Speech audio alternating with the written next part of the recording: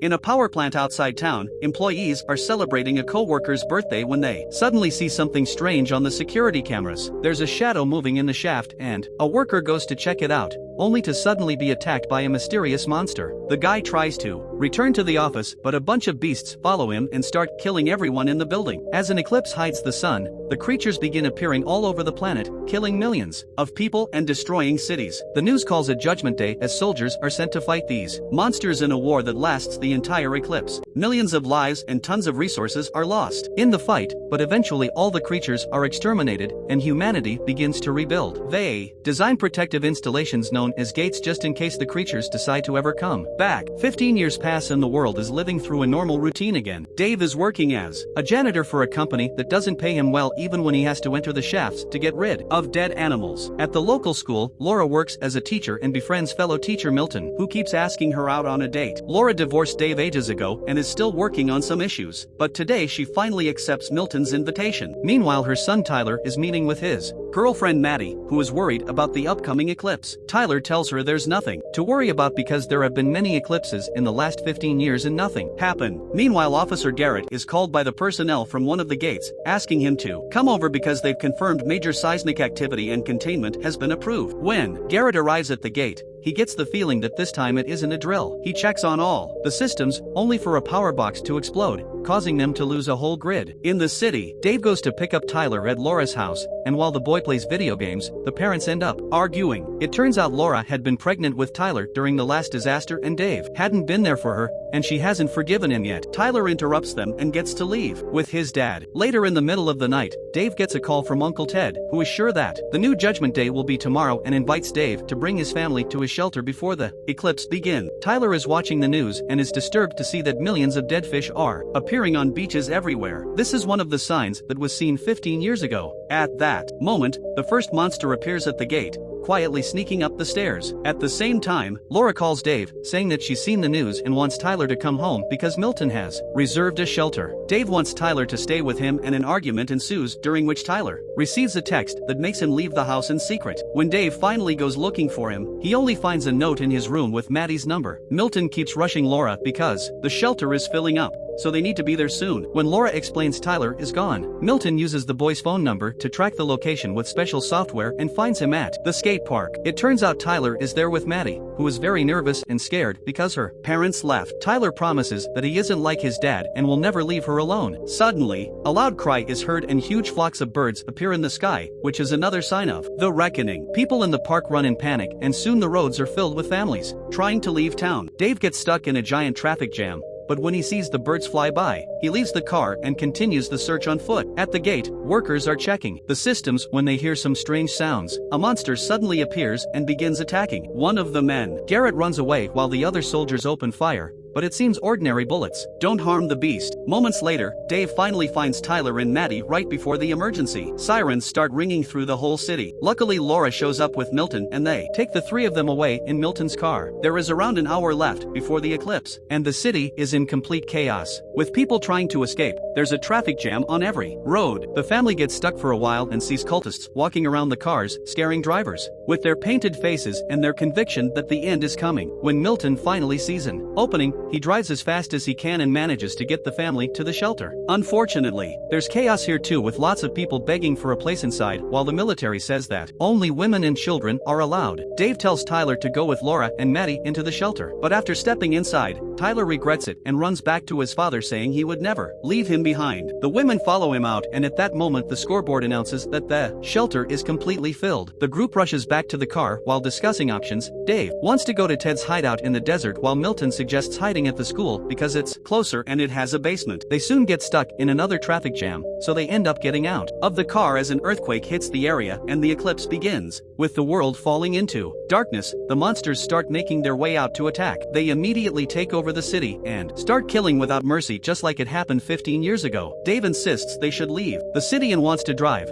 but Milton gets angry because this is his car and he knows how to save everyone. An argument ensues and punches are thrown, but the fight is interrupted when a flying monster dives in and takes Milton away. While Laura screams, Dave shoves her into the car and he takes over the wheel to finally take his family out of the city. As they drive along the canal, they discuss theories about the origin of the monsters, wondering if they were sent by God or not. Eventually, the car starts to run out of gas, and Dave wants to find a replacement for it. He parks next to a bunch of abandoned cars and begins checking inside to discover there are bodies in them. When he finally finds an empty one, he gets inside, only for the driver hidden in the back seat to pull him down as he reveals there's a monster nearby. It keeps searching around the vehicles for more victims, and when it passes near the two men, thankfully it doesn't see them, and keeps going. Then the monster finds one of the bodies and begins eating it, so very carefully and quietly Dave starts rolling the car back to Laura and the kids. Now both cars are standing side by side, so Laura and the kids try to pass from one car to another. They're very quiet about it, but the monster still notices them and comes after them. The old man gets out of the car and sprinkles the beast with salt,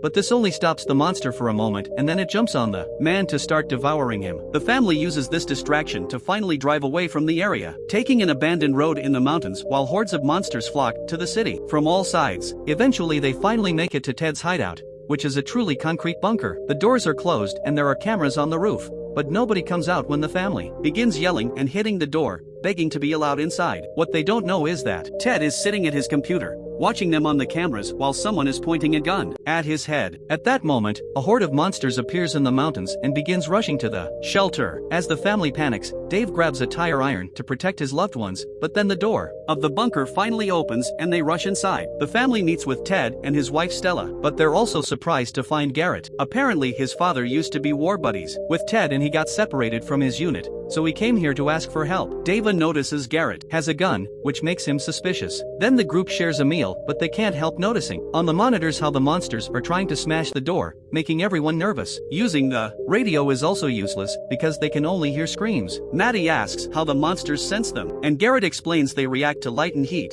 but he wonders if they see people's souls. He also shares the story about how he survived the first Judgment Day. Back then, he worked at a refinery, and when the monsters poured in there, he managed to dive into a pond of salty mud. He buried himself and had to listen to the monsters killing all his colleagues and friends. While Garrett is distracted by his storytelling, Ted signals Dave to grab and hide a knife, unaware that outside, a centipede-like monster's crawling into a small hole in the mesh covering the window. Then Garrett announces he'll be on watch duty first, so Ted invites the others to stay and play cards instead of sleeping, looking meaningfully at Dave. However, Garrett notices the gesture and pulls the gun out of its holster, forcing Dave to put down the knife as he explains that Ted had been against allowing him to stay. It was Stella who had taken pity on him. He survived the first time and he's determined to survive again no matter the cost. Suddenly Tyler throws himself at Garrett to try to take the gun, but Garrett just pushes him away. An argument ensues, but Maddie interrupts it by pointing out they can't hear the monsters anymore. Then the centipede-like monster jumps out of the wall and bites Stella. While Ted rips the creature off his wife's neck and pours salt on it, Dave punches Garrett to take his gun and tries to shoot the creature. The little monster dodges all the bullets, but Maddie manages to kill it with the knife. Afterward they tie up Garrett and try to stop Stella's bleeding, but they'll need proper medical care. At that moment they notice on the monitor that a huge beast is repeatedly hitting the front door, trying to get in. Dave says they should leave,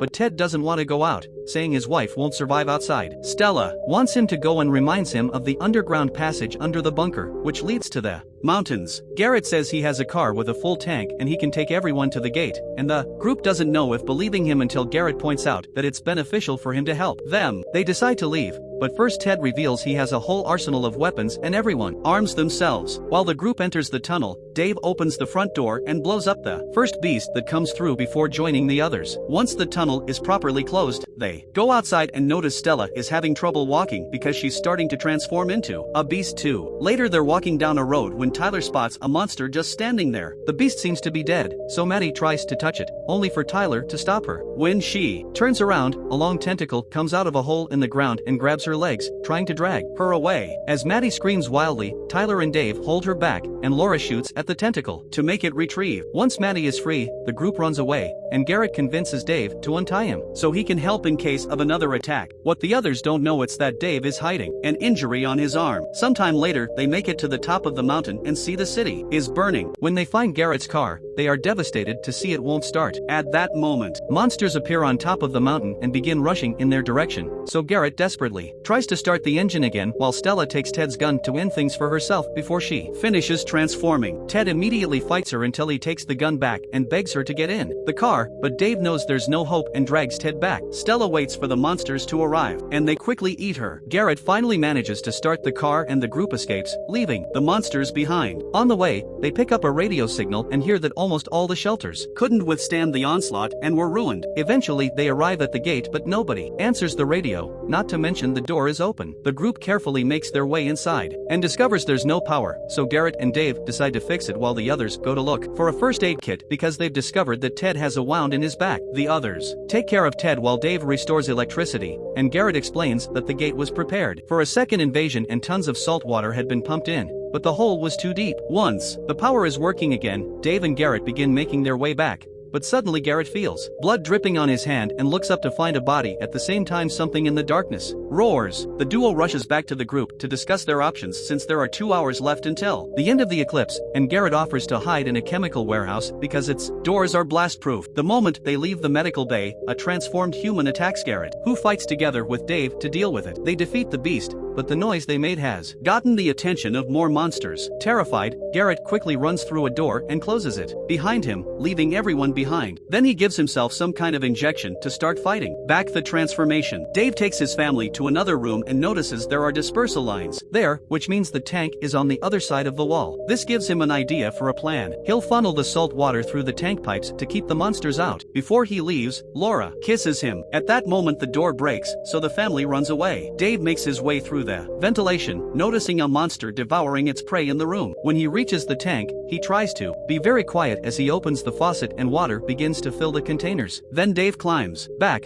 but the monster senses him and starts to chase him, grabbing his leg. As Dave fights back, he sprinkles it with salt, causing the monster to crumble to dust. Meanwhile, the others find themselves surrounded by monsters, and Tyler opens fire on them. Suddenly, Dave's voice is heard from the loudspeaker asking them to turn on the fire alarm. The monsters are getting closer, so Ted tells Tyler to protect the family before going after the monsters with an axe, but several beasts jump on him at once and kill him quickly. Tyler keeps on shooting only to run out of ammo, so he turns on the fire alarm, causing salt water to start falling all over the monsters, making them crumble into dust while they squeal in pain. At that moment, the eclipse ends and all monsters begin going back to their realm through the gate, causing another earthquake. Laura and the children try to get moving too, only to come across Garrett, who is losing his mind to the transformation. He shoots Tyler and hits them on the shoulder, but before he can shoot again, Dave appears behind him and hits Garrett in the head with a fire extinguisher. While Dave reunites with his family, a huge monster appears from below and it lunges at Garrett, swallowing him whole. The family runs into the medical unit and makes a salty mixture in a cylinder, which they throw at the monster. As soon as it kicks down the door, instantly killing it. Afterward, the family goes outside and finds the world has been utterly destroyed, but now they're ready to start rebuilding again.